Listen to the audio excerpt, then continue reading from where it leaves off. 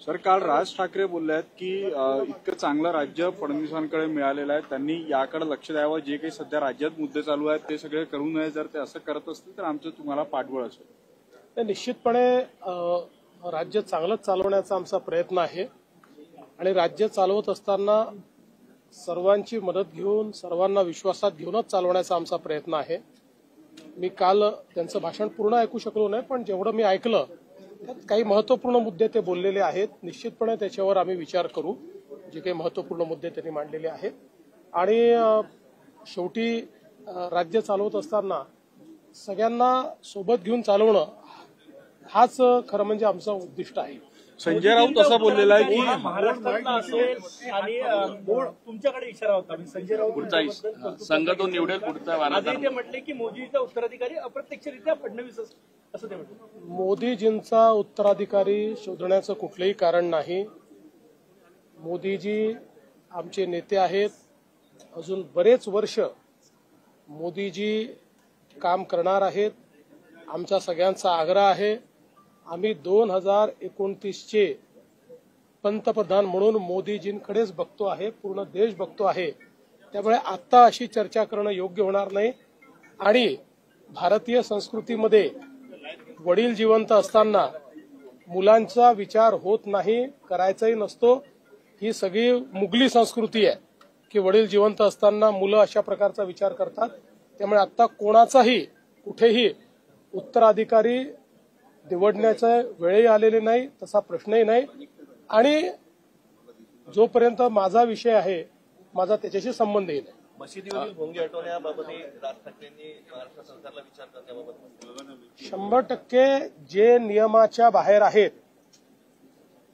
आणि सुप्रीम कोर्टाने दिलेला जो आदेश आहे, या आदेशाचं तंतोतंत पालन महाराष्ट्र सरकार करेल. कबरी संदर्भातही राज ठाकरे म्हणाले की छत्रपती शिवाजी महाराजांचं शौर्य होतं आणि ते गाळलं हे दाखवण्यासाठी ते कबर तिथं आहे. बघा, आमची भूमिका अतिशय स्पष्ट आहे की ही जी काही कबर त्या ठिकाणी आहे ही ASIची प्रोटेक्टेड कबर आहे.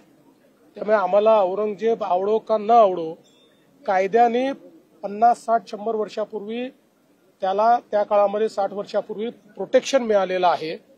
आणि म्हणून त्या ठिकाणी जे काही कायदा आहे त्या कायद्याचं पालन करणं ही आमची जबाबदारी आहे. हे मात्र निश्चित आहे, कुठल्याही परिस्थितीमध्ये औरंगजेबाच्या कबरीचं उदात्तीकरण, ग्लोरिफिकेशन आम्ही होऊ देणार.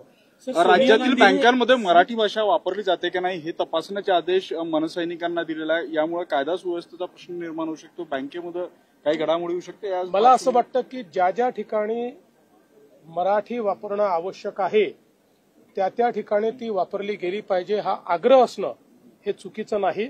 फक्त याकरता कायदा हातात घेणं हे मात्र चुकीचं होईल. मला अपेक्षा है कि कोई कायदा हाथ घेणार नहीं. सोनिया गांधी जी ने एक आर्टिकल लिखा है, शिक्षा व्यवस्था पर सवाल उठा है, कह रही कि सांप्रदायिकरण हो रहा है शिक्षा का. आरएसएस पर भी उन्होंने निशाना साधा. मुझे ऐसा लगता है कि शिक्षा का भारतीयकरण हो रहा है. अंग्रेजों ने जिस शिक्षा का मैकॉलेकरण किया और हमारे देश को गुलाम बनाने के लिए मैकॉले का पत्र है कि जब तक यहाँ की शिक्षा पद्धति को हम बदलेंगे नहीं तब तक हम भारत पर राज नहीं कर सकते.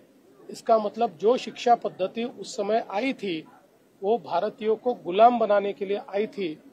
उस शिक्षा पद्धति में बदलाव करके अगर उसका भारतीयकरण हो रहा है तो इससे किसी को दुख होने का कारण नहीं है. कोई भी जो राष्ट्रभक्त व्यक्ति है वो यही कहेगा कि इसका भारतीयकरण होना चाहिए. मुझे ऐसा लगता है कि सोनिया जी ने इसकी पूरी जानकारी लेनी चाहिए और भारतीयकरण को पूर्ण रूप से सपोर्ट करना चाहिए. महाराष्ट्रातल्या 4 नद्यांच्या बाबतीत, प्रदूषणाच्या बाबतीत देखील राज ठाकरे बोलले. कुंभमेळा येतोय, 4 नद्यांचा देखील त्यांनी काल उल्लेख केला. गोदावरीच्या बाबतीत देखील ते बोललेले आहे.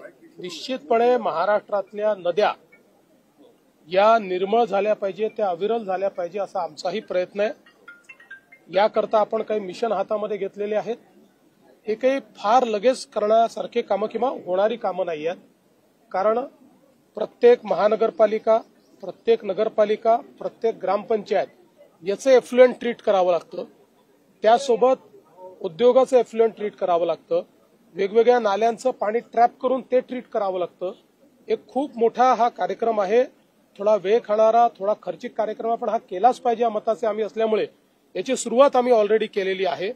आणि मला विश्वास आहे की यावेळी ज्यावेळेस आपला कुंभमेळा होईल त्यावेळी कुंभमेळ्यामध्ये पवित्र गोदावरी नदीमध्ये लोक ज्यावेळेस आंघोळीला येतील किंवा स्नानाला किंवा त्या ठिकाणी एक प्रकारे स्नान करण्याकरता येतील त्यावेळी त्यांना स्वच्छ पाण्याचा अनुभव कसा देता येईल हाच आमचा प्रयत्न आहे. एकीकडे पाठिंबा देतात आणि दुसरीकडे लाडकी बहीण योजना बंद होईल असे राज ठाकरे म्हणाले. कमी होत आहे, विजेचे दर 10% जवळपास कमी होत आहे. मी आपल्याला विधानसभेतही सांगितलं होतं की विजेचे दर पुढच्या 5 वर्षात दरवर्षी आम्ही कमी करणार आहोत.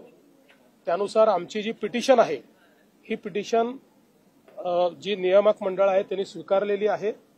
केवळ ती स्वीकारताना त्याच्यामध्ये काही मला असं वाटतं की कॅल्क्युलेशनच्या संदर्भात त्यांचा आणि आमचे मतभेद आहेत आणि म्हणून आम्ही एक रिव्हिजन देखील त्या ठिकाणी दाखल करणार आहोत.